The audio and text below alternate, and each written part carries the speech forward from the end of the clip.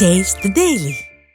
சேலம் மாநகராட்சியில் நெசவு தொழில்களுக்கு மாநகராட்சி நிர்வாகம் தொழில் வரி விதித்துள்ள நிலையில் அனைத்து நெசவாளர் சங்கங்களின் கூட்டமைப்பு நிர்வாகிகள் அதிமுக பொதுச் செயலாளர் எடப்பாடி கே பழனிசாமியை சந்தித்து நெசவு தொழிலை காக்க நடவடிக்கை எடுக்க வேண்டும் என வலியுறுத்தினர். சேலம் மாநகராட்சியில் நெசவு தொழிலில் ஈடுபட்டு வருபவர்களுக்கு தொழில் வரி என்ற பெயரில் நெருக்கடியை ஏற்படுத்தும் வகையில் மாநகராட்சி நிர்வாகம் செயல்பட்டு வருவதாக நெசவாளர்கள் குற்றம் சாட்டியுள்ளனர்.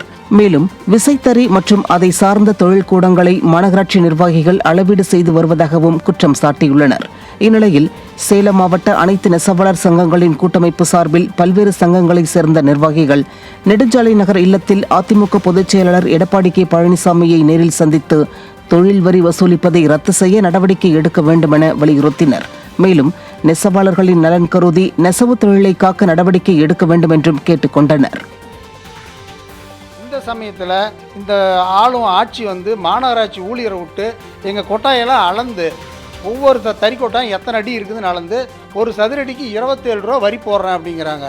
இது வருஷத்துக்கு எங்கள் கொட்டாய் ஒரு சுமார் 640 சதுரடி இருக்குது அப்படின்னா 20,000 22,000 வரி எங்களுக்கு ஒரு வருஷத்தில் இவ்வளோ வரி சுமை ஏற்றுனா நாங்கள் எப்படி பிழைக்கிறது? நாங்கள் இதை நம்பி தான் இருக்கிறோம். பரம்பரை அந்த தொழில் தான் பண்ணிகிட்ருக்குறோம்.